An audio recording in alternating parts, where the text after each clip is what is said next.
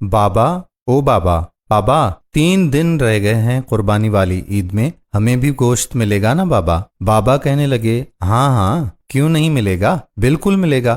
بچی کہنے لگی بابا لیکن پچھلی عید پر تو کسی نے بھی ہمیں گوشت نہیں دیا تھا، اب تو پورا سال ہو گیا ہے گوشت دیکھے ہوئے بھی۔ بابا نے کہا نہیں شازیہ، اللہ نے ہمیں بھوکا تو نہیں رکھا نا میری پیاری بیٹی، ہر حال میں اللہ کا شکر ادا کرنا چاہیے۔ ڈاکٹر صاحب قربانی کے لیے بڑا جانور لے کر آئے ہیں اور ماسٹر جی بھی تو لے کر آئے ہیں نا، ہم غریبوں کے لیے ہی تو قربانی کا گوشت ہوتا ہے، امیر لوگ تو سارا سال گوشت ہی کھاتے ہیں۔ خیر، آج عید قربان پر مولوی صاحب بیان کر رہے ہیں کہ قربانی میں غریب مسکین لوگوں کو نہیں بھولنا چاہیے، ان کے بہت سارے حقوق ہوتے ہیں۔ شازیہ کا باپ بھی نماز ادا کر کے گھر پہنچ گیا۔ گھنٹہ بھر انتظار کرنے کے بعد شازیہ بولی کہ بابا ابھی تک گوشت نہیں آیا۔ بڑی بہن رافیہ بولی چپ ہو جا شازی، بابا کو تنگ کیوں کر رہی ہو؟ وہ چپ چاپ دونوں کی باتیں سنتا رہا اور نظر انداز کرتا رہا۔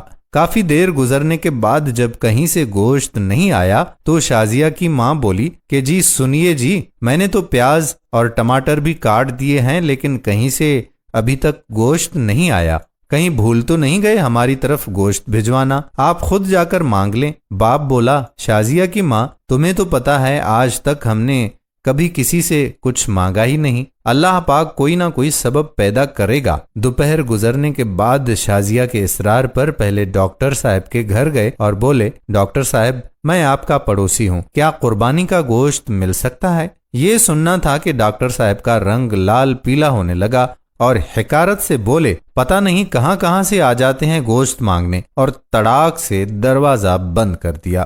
توہین کے احساس سے اس کی آنکھوں میں آنسو آ گئے اور بوجھل قدموں سے چل پڑا۔ راستے میں ماسٹر جی کے گھر کی طرف قدم اٹھے اور وہاں بھی وہی دستے سوال۔ ماسٹر جی نے گوشت کا سن کر عجیب سی نظروں سے دیکھا اور چلے گئے۔ تھوڑی دیر کے بعد باہر آئے تو شاپر دے کر جلدی سے اندر چلے گئے، جیسے اس نے گوشت مانگ کر بہت بڑا جرم کر دیا ہو۔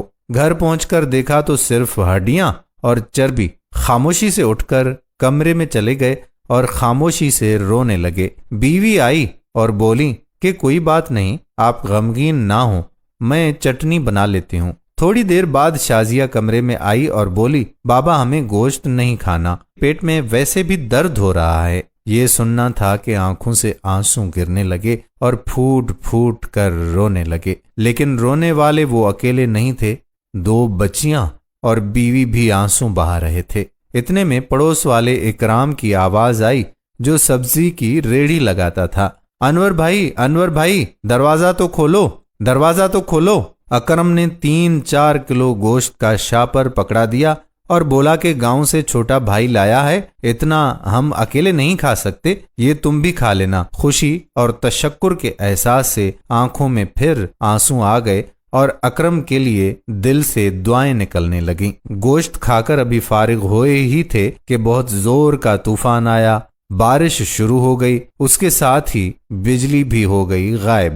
دوسرے دن بھی بجلی نہیں آئی، پتہ کیا تو معلوم ہوا کہ ٹرانسفارمر ہی جل گیا ہے۔ تیسرے دن شازیہ کو لے کر وہ باہر کہیں جا رہے تھے تو دیکھا کہ ماسٹر جی اور ڈاکٹر صاحب بہت سا گوشت باہر پھینک رہے تھے جو بجلی نہ ہونے کی وجہ سے خراب ہو چکا تھا اور اس پر کتے جھپٹ رہے تھے۔ شازیہ بولی کہ بابا کیا کتوں کے لیے قربانی تھی؟ وہ شازیہ کا چہرہ دیکھتے رہ گئے اور ماسٹر جی اور ڈاکٹر صاحب نے یہ سن کر گردن جھکا لی۔ خدا را احساس کریں غریب اور مسکین لوگوں کا۔ یہ صرف ویڈیو ہی نہیں، اپنے آس پاس خدا را مساکین کی ضرورتوں سے ہمہ وقت آگاہ رہنے کی آپ سے درخواست بھی ہے۔ اس قربانی پر اپنے پڑوسیوں میں خدا را مساکین کو بھی ضرور اس کا حصہ دیں تاکہ وہ آپ کے لیے دعاگو ہوں۔ آج کی ہماری ویڈیو اگر آپ کو پسند آئی ہو تو اپنے دوستوں کے ساتھ شیئر